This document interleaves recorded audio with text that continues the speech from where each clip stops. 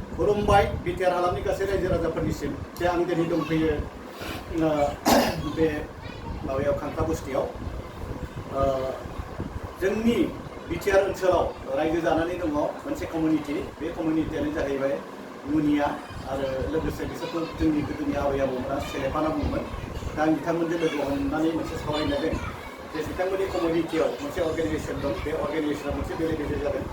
बेनि खेंफोरथि होनो बिथांमोना दिनै आवगायबोदों। बेनिखायनो आं बिथांमोनखौ लोगो हमनो फैगोन। नमस्कार। नमस्कार।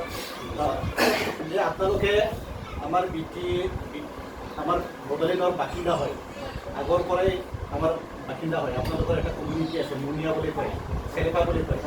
হা, এতিয়া বৰ্তমান কালত আমাৰ বড়ো মানুহ চেলেপা আৰু মুনিয়া বুলি ক'লে নাজানিব, মানে বিহাৰী হিচাপতহে লয়। কিন্তু আমাৰ জানাত আমাৰ আইতা সিহঁতৰ হিচাপত আপোনালোকে চেলেপা মুনিয়া হয়। এই বিষয়ত আপোনালোকে ক্লিয়াৰকৈ কওক। এতিয়া নমস্কাৰ, মই এইটোৱে ক'ব বিচাৰোঁ, নতুনকৈ অহা মানুহে নাজানিব এইটো ভাৰত স্বাধীনৰ আগত আমি সেইটো সময়ত বড়োসকলৰ লগত মাটিৰ যাৱতীয় কাম কৰিছিলোঁ। বড়োসকলে আমাক চেলেপা কৰিছিল, চেলেপা বুলি আমাক মাতিছিলে। ভাৰত স্বাধীনৰ পূৰ্বত ব্ৰিটিছৰ ৰাজত সেই সময়ত চেলেপাসকলে অসমত বসবাস কৰি কেনে বাগানৰ যিখিনি যাৱতীয় কাম কৰিছিলে, বাহিৰৰো মাটিৰ যাৱতীয় কাম কৰিছিলে।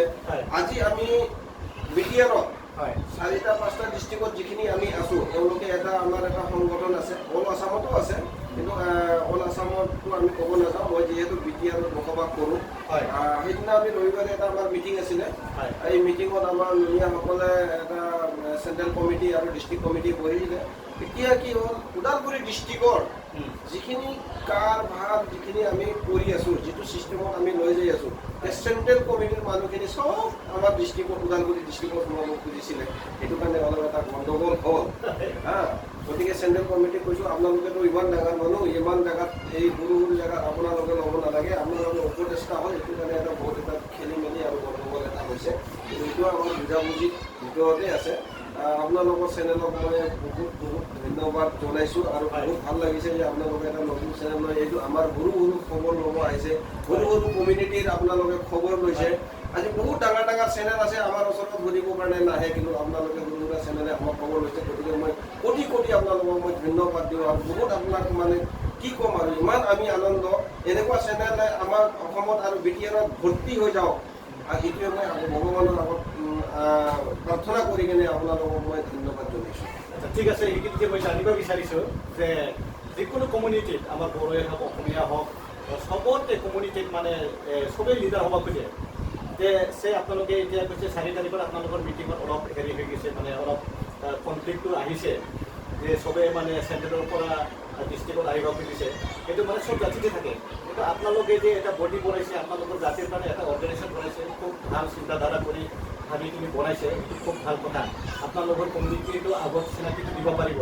তো গতিকে আপোনালোকক আমি ভাবোঁ যে ভাল সিদ্ধান্ত লৈ এই কমিউনিটিটো আগুৱাই লৈ গ'লে আপোনালোকৰ জাতিটো উন্নতি হ'ব, এইটো আমি বিশ্বাস কৰোঁ। সেইটো ক্ষেত্ৰত আপোনালোকে পাছত কি কয়? মই নমস্কাৰ, খুলুমবাই। সকলো বিটিআৰবাসীক মই মানে নিজৰ শুভেচ্ছা আৰু কামনা যাচিছোঁ। বিটিআৰ সকলৰ সুখী হওক আৰু আমাৰ লগতে অসমবাসীৰো সুখী হওক, চবৰ আনন্দ হওক, চবেই নিৰাময় থাকক আৰু নিৰোগী থাকক। সকলো বিটিআৰবাসীক হৈ মই আন্তৰিক শুভেচ্ছা জ্ঞাপন কৰিছোঁ। আৰু আমাৰ যিটো নুনীয়া জাতিৰ যিটো যোৱা 4/9/2022 ৰবিবাৰে ওদালগুৰি অস্থায়ী নুনীয়া ভৱনত এখন সভা আমি পাতিছিলোঁ। সভাৰ আমাৰ উদ্দেশ্য আছিল অসমৰ OBCৰ প্ৰেচিডেণ্ট মাননীয় শ্ৰীযুত অমৰ গগৈদেৱ তেওঁ আহিব 27 তাৰিখে। তেওঁক আমি সম্বৰ্ধনা জনাবৰ কাৰণে এখন সভা পাতিছিলোঁ।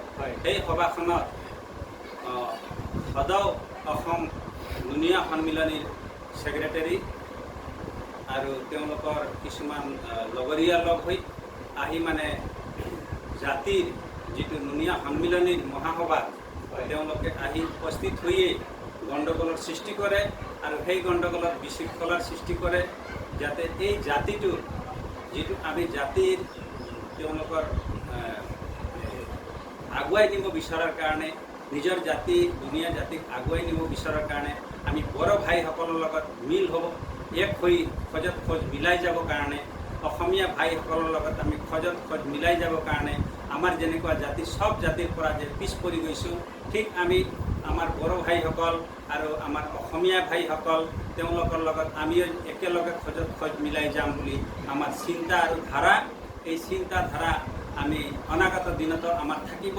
কিন্তু সেইবিলাক উদ্দেশ্য লৈ আমি অমল গগৈদেৱক মানে ৱেলকাম কৰিছিলোঁ আৰু ৱেলকাম কৰিছোঁ, তেওঁক ৱেলকাম জনাম। আৰু তাৰ কাৰণে আমি নুনিয়া সন্মিলনী জিলা নুনিয়া সন্মিলনী শ্ৰী মাননীয় বলদেৱ চৌহান জিলা সভাপতিদেৱে এখন সভা আহ্বান কৰিছিল। সম্পাদক মাননীয় শ্ৰী শ্যামলাল চৌহান দেৱেও আছিল লগতে। সেই সভাতে নুনিয়াৰ চেণ্ট্ৰেলৰ ছেক্ৰেটাৰী আৰু 2-4জন লোক আহি বিশৃংখলাৰ সৃষ্টি কৰাত এই সভাখন স্থগিত ৰখা হ'ল। আৰু আগন্তুক আমি মাননীয় শ্ৰীযুত অসমৰ OBCৰ প্ৰেছিডেণ্ট দেৱক আমি সম্বৰ্ধনা জনাম। আৰু দলে বলে নুনিয়া জাতিৰ দলে বলে সকলো মিলি আমি সম্বৰ্ধনা জনাই আমি তেওঁক মানে কেনেকৈ আমি এই নুনিয়া জাতিৰ মান সন্মান বচাই ৰাখিব পাৰিম সেইটো আগন্তুক মানে অনাগত দিনত আমি আগুৱাই লৈ যাম। আৰু আমি বড়ো ভাইসকলৰ লগত খোজত খোজ মিলাই, অসমীয়া ভাইসকলৰ লগত খোজত খোজ মিলাই সকলো জাতি জনগোষ্ঠীৰ লগত আমি মিলিজুলি অসমক গঢ়ি তুলিবৰ কাৰণে আৰু BTR গঢ়ি তুলিবৰ কাৰণে ঐক্যবদ্ধ হৈ আমি সকলো এক হৈ আমি কাম কৰি যাম। ধন্যবাদ। খুলুংবাই গজমখান। সেইখিনিতে দেখা যায় যে আপোনালোকৰ এতিয়া অৰ্গেনাইজেশ্যনত যে এইটো আপোনালোকৰ কমিউনিটিটো যে এতিয়া হেৰি বনাইছে, মানে ষ্ট্ৰংলি যদি অৰ্গেনাইজেশ্যনটো যদি ৰাখিব খোজে তাতে জাতিটোৰ পৰা অলপ ডনেশ্যন এণ্ড কণ্ট্ৰিবিউশ্যন আহে অলপ অলপ, সেইটো কিছুমানটো লোভ কৰিব পাৰে, কিছুমান টকা পইচা লোভ কৰি কিনি প্ৰেচিডেণ্ট ছেক্ৰেটাৰী ক'ব বিচৰা মানুহটো থাকিব। তথাপি আপোনালোকে সেইটো হেণ্ডেল কৰিব লাগিব, কেনেকৈ আগুৱাই লৈ যাব লাগিব, সেইটো আপোনালোকৰ চিন্তাধাৰা কেনেকুৱা? নমস্কাৰ। তাৰমানে এইটো বহুত ভাল কথা আপুনি সুধিলে। তাৰমানে এনেকুৱা বিহাৰীও ইয়াতে বসবাস কৰি আছে, UPৰ মানুহো বসবাস কৰি আছে, পাঞ্জাৱীসকলেও বসবাস কৰি আছে বা মাৰোৱাৰীও বসবাস কৰি আছে। কিন্তু এই হিন্দীভাষী, ভোজপুৰী, বিহাৰী এওঁলোকৰ পৰা আমি সুকীয়াভাৱে আমি নুনিয়া জনগোষ্ঠীটো আমাৰ ছেপাৰেট হয়। আমাৰ যিখিনি নুনিয়া জনগোষ্ঠী যিটো বড়োসকলে চেলেপা বুলি কয়, এওঁলোকৰ আমি এটা কমিউনিটিৰ মেম্বাৰ ফিজ এটা লওঁ যে যিসকল নুনিয়া কমিউনিটি হয় মাত্ৰ তেওঁলোকৰ আমি এটা মেম্বাৰ ফিজ লওঁ। এই মেম্বাৰ ফিজটো এক কৰি কেনে তেওঁলোকৰ আমি ডাটাবিলাক কালেকশ্যন কৰি কেনে আমাৰ যে নুনিয়া কমিউনিটিৰ BTR আৰু অসমত যিখিনি মানুহ আছে এইখিনি আমি এটা ডাটা ওলাওঁ। সেই ডাটাৰ কাৰণে আমি কালেকশ্যন কৰিব লগা হৈ গ'ল। আৰু আমাৰ OBCৰ কাৰণে 200 টকা আমি ল'ব লগা হৈছে। এইটো কাৰণে তেওঁলোকৰ ডকুমেণ্টছ ভেৰিফিকেশ্যন কৰিবৰ কাৰণে। কোনোবা বিহাৰী আহি কেনে OBC বিচাৰে, কোনোবা ৰাজস্থানৰ পৰা আহি বিচাৰে, কোনোবা দিল্লীৰ পৰা আহি OBC বিচাৰে, কোনোবা পাঞ্জাৱৰ পৰা আহি OBC বিচাৰে। গতিকে আমি আমাৰ ইয়াতে OBCৰ কাৰণে কোনো ইয়াতে ইণ্ডাষ্ট্ৰি নাই। গতিকে আমাৰ জনগোষ্ঠীৰ কাৰণে সংবিধানে আমাক নুনিয়াসকলক 65 নম্বৰত দিছে অসমত। অকল নুনিয়াসকলে পাব লাগে, ইয়াতে কোনো বিহাৰী, হিন্দীভাষী, ভোজপুৰীয়ে নাপায়। সেইটো বুজি পাইছোঁ মই। এতিয়া অকল সেইটো হ'ল আপোনালোকে OBCত পৰে, OBCত মানে কোনোবা সেইটো বাহিৰৰ পৰা আহি কিনি এইটো যদি এইটো OBC চাৰ্টিফিকেট বিচাৰিলে সেইটো আইনী ব্যৱস্থা ল'ব লাগিব।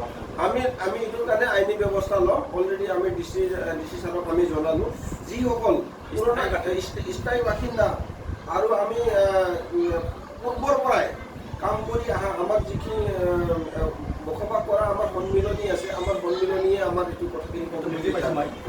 গোটেই কমপ্লিটলি আপোনালোকৰ এইটো ডিষ্ট্ৰিক্টত আপোনালোকে এইটো আপোনালোকৰ কমিটিটো এইটো হিচাপ লৈ কিনি আপোনালোকে হিচাপটো দিব লাগিব।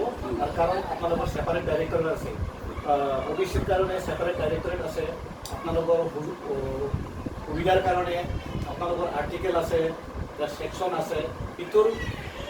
সেইটোৰ লাইনত আপোনালোকে আজিলৈকে নুনিয়া সমাজে পোৱা নাই বুলিও আমি জানিছোঁ।